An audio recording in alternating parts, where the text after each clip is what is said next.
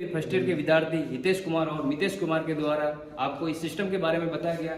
यहाँ पे आपको बताया गया है कि जो पावर का जनरेशन होता है अपने सोलर का, वो हमारे सोलर का जनरेशन कैसे होता है और इसका डिस्ट्रीब्यूशन कैसे होता है। यहाँ पे दो सिस्टम लगे हुए हैं इलेक्ट्रिसिटी जनरेट करने के। पहला सिस्टम है अपना पवन चक्की का, मतलब पवन चक्की एक मतलब ऐसा सिस्टम है जिसके द्वारा विंड के द्वारा मतलब हवा के द्वारा इसका रोटेशन होता है और रोटेशन होने के बाद में इसके पावर का जनरेशन होता है। ऐसा कैसा अपना सोलर सिस्टम लगा हुआ है, इसमें अपने सूर्य की जो रोशनी होती है उसके द्वारा सोलर प्लेट के ऊपर गिरने से वहां पे एक जनरेशन होता है जो कि डीसी का जनरेशन होता है। आपकी पवन चक्की है जो भी वो भी डीसी बनाती है और आपके जो सोलर है वो भी डीसी बनाता है। यहाँ पे डीसी बनाने के बाद में एक स्टोरेज रूम बनाया गया है जिसमें डीसी को स्टोरेज किया गया है। इस डीसी को स्टोरेज करने के बाद में यहाँ पे भिन्न भिन्न प्रकार के सिस्टम लगाए गए जिसमें एक कॉलोनी लगाई गई है। कॉलोनी में अलग अलग प्रकार की स्ट्रीट लाइट लगाई गई है जिसमें इसको सप्लाई दी गई है। यहाँ पे एक टोल गेट भी बनाया गया है जिसमें टोल की ये बहुत सारी हाईलाइट लगी हुई है, ठीक है, और स्ट्रीट लाइट भी लगी हुई है, इसको भी अलग से सप्लाई दिया हुआ है। इसके अलावा बहुत सारी फैसिलिटी भी है, यहाँ पे हॉस्पिटल की सुविधा भी है।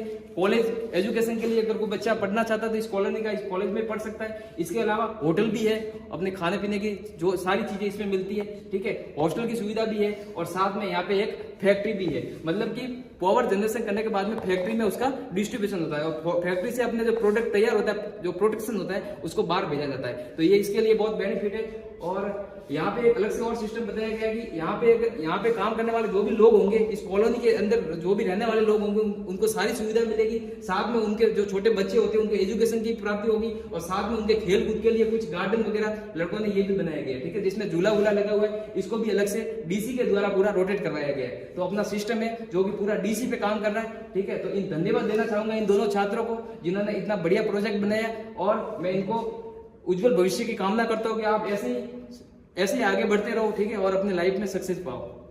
मैं हितेश प्रिय है, मैं इलेक्ट्रिशियन फर्स्ट ईयर का छात्र हूँ। आज हमने ये सोलर सिटी का प्रोजेक्ट बनाया है, इसके बारे में मैं आपको बताना चाहता हूँ।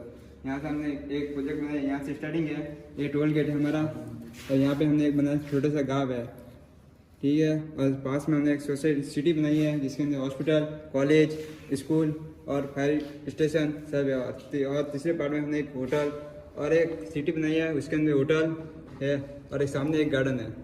फिर हमने एक अंदर सोसाइटी, बिल्डिंग एंड गार्डन है और हमने एक छोटे से गार्डन भी बनाया। उसके पीछे हमने फैक्ट्री बनाई है जिसमें वर्कर्स काम करते हैं, वहाँ से हमने, ठीक है, और उसके पास में हमने एक जीएसएस बनाया छोटा सा। ये फैक्ट्री है, फैक्ट्री से धुआं निकलने वाला है, ये सिटी को नुकसान देता है सोलर पैनल को, इसलिए ना इसको बहुत दूरी के बाद में इसको ना इसको काटने क्षेत्र के छोड़ा गया है। इधर सोलर प्लांट आया हुआ है, बाकी जीएसएस है, पवन चक्की वगैरह इनको जीएसएस से सप्लाई आगे फिर आगे गए एमरजेंसी होने पर वहाँ सप्लाई मिलेगी इनको। और ये डीसी स्टोरेज बैंक है जो एमरजेंसी होने पर सोलर पैनल खराब होने के बाद यहाँ से बैटरी की सप्लाई होगी घर पे, फिर वहाँ से इनको जो टाइम होने के बाद वहाँ मिल सके।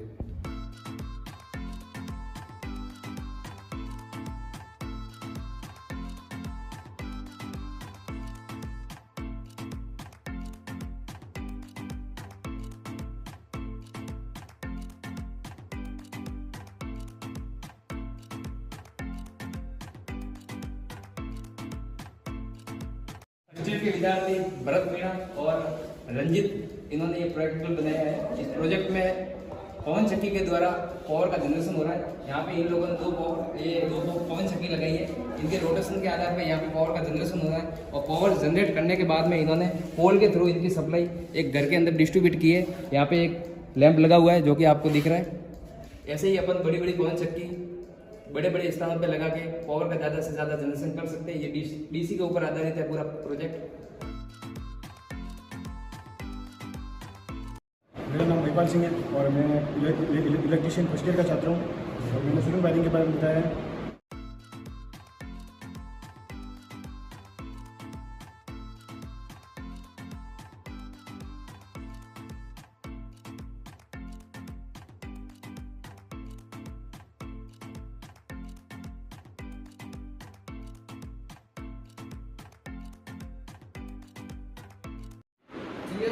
आज देखते हैं गोदाम वायरिंग कैसे काम करते हैं, इसका वायरिंग कैसे होती है। मेरा नाम प्रदीप पांडे घोष और मैं इलेक्ट्रिशियन फर्स्ट ईयर का छात्र हूँ और देखते हैं अपनी गोदाम वायरिंग कैसे होती है। जब हम किसी गोदाम में घुसते हैं तब हमारा जो कंपार्टमेंट होते हैं अलग अलग कमरे होते हैं।